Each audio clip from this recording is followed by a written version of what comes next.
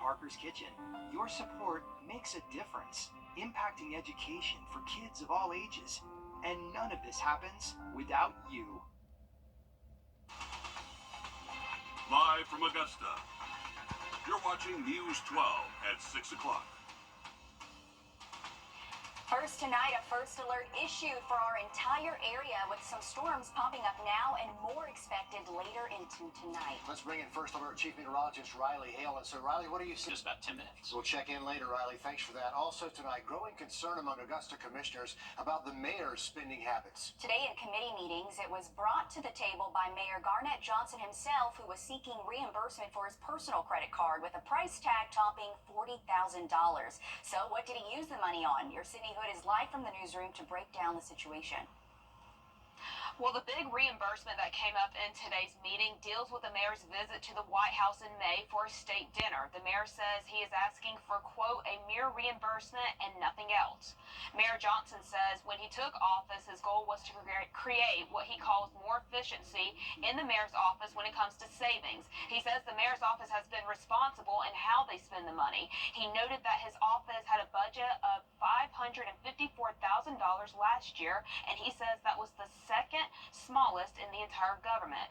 The mayor also says his office returned 22% of that amount back to the general fund. City leaders raised concerns why the mayor was using his personal credit cards for government business. When they asked the finance director if the policy states if the mayor is required to have a city-issued card, the finance director said there is no policy to address that. This is official city business. I would never lessen my integrity by submitting a receipt based on some personal use or credit cards that I don't own. Do you think I would jeopardize my credibility by doing that? Now, the big question moving forward is, will the mayor get a city-issued credit card? City leaders say they will revisit this item at their next finance committee meeting. They say this will give department heads an opportunity to collaborate. Thank you for following that, Sydney. Something we'll have to keep an eye on. Well, it's the final leg of preparations before the first day of school. And here's some video of parents and students getting their first look around the school while meeting their teachers. And right now, hallways across Columbia County are already buzzing for open house. It is almost that time. Your Audrey Dickerber live for us over at Harlem Middle to explain. It's hard to believe that another school year is just around the corner. Parents and students will walk the halls and are getting ready for yet another year. You can see all of these cars lined up behind me. They're all inside for open house. And parents tell me they think summer went by really fast, but the school says they've been using that time to prepare and they're ready. It's almost time for students to be back in the classroom. I'm looking forward to him, and he enjoys it here. But, not as much as summertime. Richmond and Columbia County have open houses this week, and their to-do list to prepare for this upcoming school year have kept them busy. A lot of cleaning and sanitizing in preparation for the new school year. Our IT department made sure that our computers were refreshed and upgraded. Our custodians emptied out every single classroom in our building, and they cleaned it from top to bottom, dusting from the ceiling tiles all the way down to stripping and then re-waxing the floors. But they aren't the only ones with a long to-do list. Just some school supply shopping and clothes shopping, and we're still doing some clothes shopping. That's probably his favorite part, is getting new clothes. Preparing for many firsts and many lasts. It went by real fast. Yes. And also, we ready to get it up on our belt because she's an upcoming senior, so we're excited. Thankful for all the preparation the schools have done to get them to this point. Well, the school is nice within itself, and the hospitality and the teachers, they love to accommodate all what we need for her to get prepared for her next journey and her next level of life. It's very busy for the Columbia County School District, and Richmond County Schools will soon be like that too, not too far away. Just checking off another box on their to-do list, getting ready for next week. And this really is just an exciting time for kids and probably parents too. I think those parents are pretty excited about what they've seen so far. Audrey, thanks for the live update there from Harlem Middle. Students in Richmond County having open house Thursday and Friday. Elementary schools coming up Thursday. That'll be August 1st. All magnet through K through 8 middle and high schools have open houses on Friday the 2nd. They all run from noon until 6. For parents and students at Westmont Elementary in Columbia County, their new school is still under construction. The school says crews are working around the clock to get those doors open on the the first day of school. But the delay pushed back open house to the day before school starts. Your Hallie Turner talked to parents. You can see all the crews working behind me, moving dirt and gravel, trying to finish up some outside work. The school system says they'll be ready come Monday. Some parents say they're a little nervous about what they're seeing on the outside. He's excited for fourth grade. He was excited to go to Westmont because it's a brand new school. But we drove by it yesterday, and he said, "Mom, it doesn't look ready." And I said, "It's not ready." So yeah, he's pretty stressed too. I'm just trying to ease that anxiety for him. For students like Caitlin McGinnis' son, it's not just the first day of fourth grade. It's his first day of school in a new state. They moved here almost 2 weeks ago and thought open house would give them a little time to adjust. But she says as the school remains a construction zone, plans have changed. Wanted to settle in, get ready for school, just kind of have a nice relaxing night. But now, the night before school starts, we're going to be at an open house. He's going to just meet his teacher. It's all very rushed, and it doesn't feel very planned out. On the other side, moms like Jennifer Mills say if it weren't for the construction, she wouldn't be able to be there. My initial reaction was like, yay, because I have to work Thursday, and I don't have to get off work early for that. And church activities are over at 3 on Sunday, so it worked out perfectly for us. Mills says even though her son won't have his schedule memorized, she has full faith in the school system. I know that they don't have their stuff together. They're going to take really good care of him, but still as a mom, you're going to be a little bit nervous, especially when your kids are in elementary school and they're going to be riding the bus and stuff. And McGinnis says her son won't be the only new kid on the block. Because he's a little nervous. He did say he's excited it's a new school because he's not going to be the only new kid. Everyone's going to be a new kid at that school. So he's a little encouraged by that, but he is nervous to start. In Columbia County, Hallie Turner on your side. We've asked the school system about a backup plan if Westmont is not ready Monday. We'll let you know if we hear back. Those deadlines are coming. Improving housing conditions for our military service members. And today on Capitol Hill, Senators Raphael Warnock and Ted Cruz. So new tonight, the Burke County Sheriff asking for more funding for his department. There's a county work session underway right now. Sheriff Alfonso Williams says the budget request is to help with hiring and training and employee retention.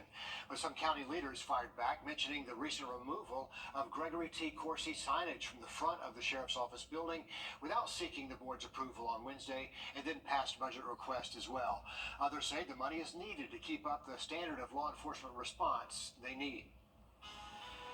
Still ahead, the bumper-to-bumper traffic in Columbia County. It's not going away anytime soon. Up next, we get an update on all that work happening on Fury's Ferry Road.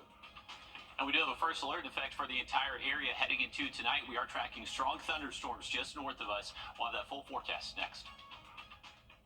Time and temp, brought to you by your First Alert weather team.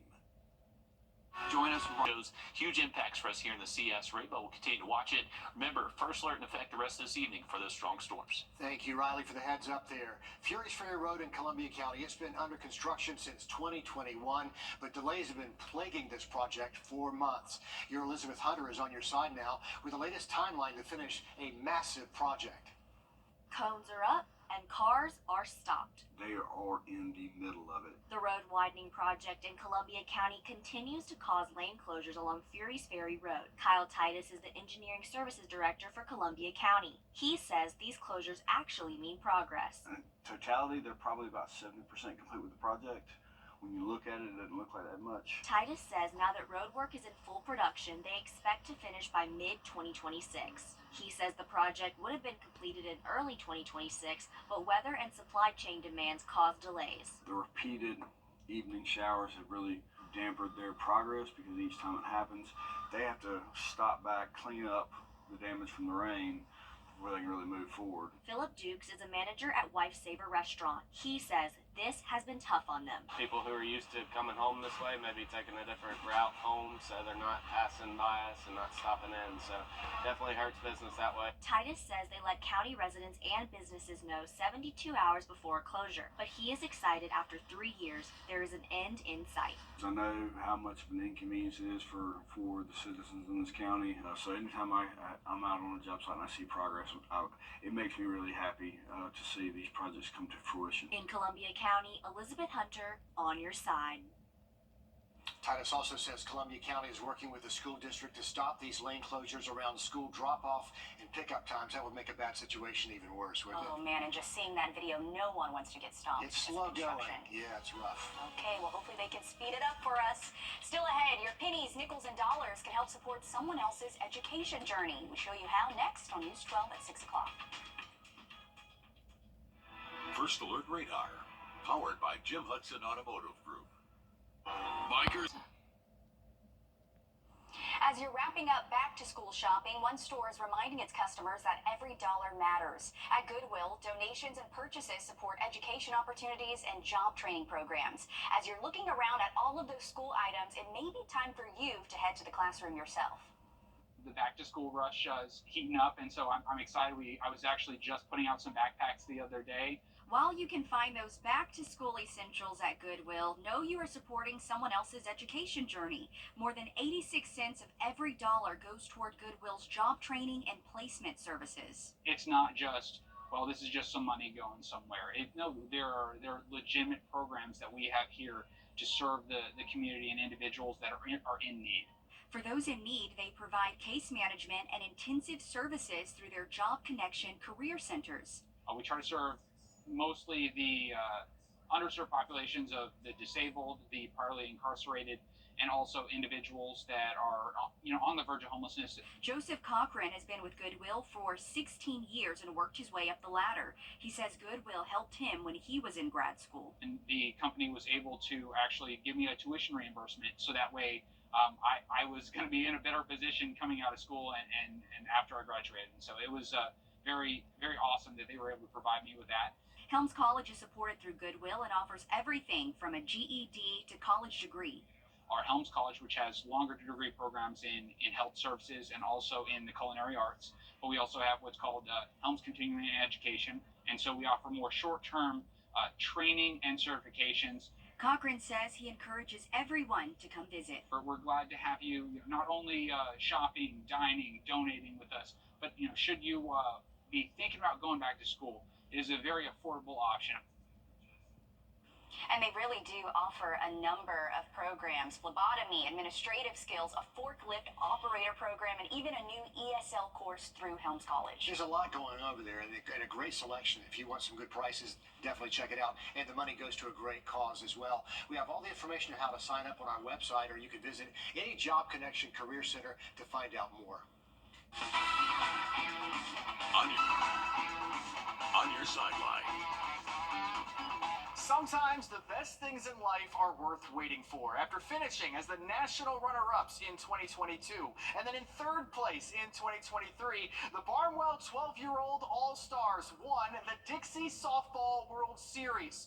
The Barnwell Ponytails won all 5 of their games at the World Series in Louisiana. Their bats were on fire, scoring a combined 41 runs at the plate. Their pitching was lights out, only allowing a total of 9 runs over those 5 games.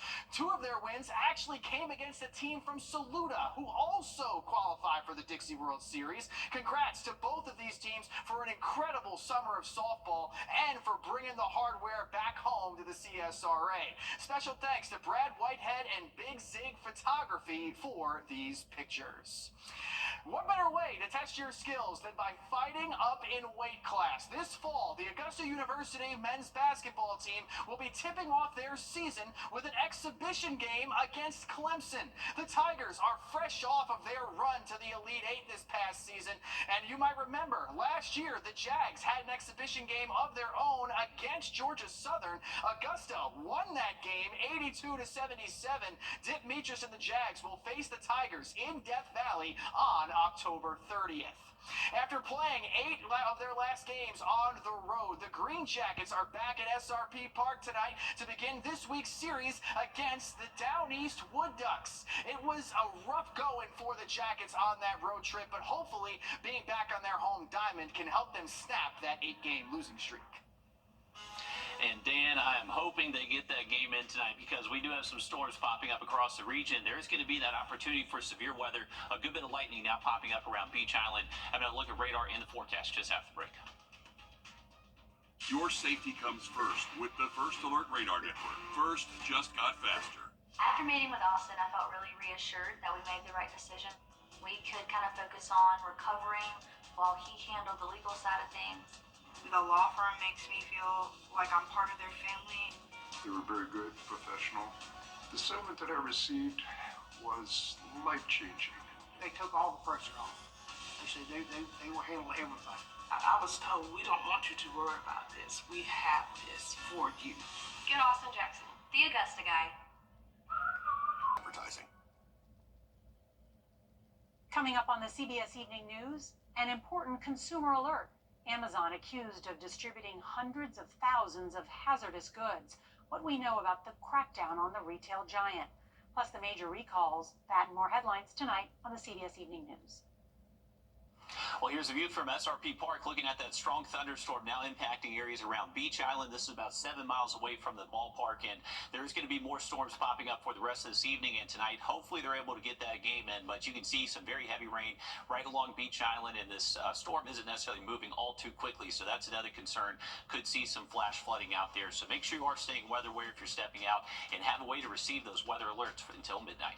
Riley, thanks. Our next live update tracking those storms comes at 7 o'clock over on 26 News. And then join us back on News 12 at 11.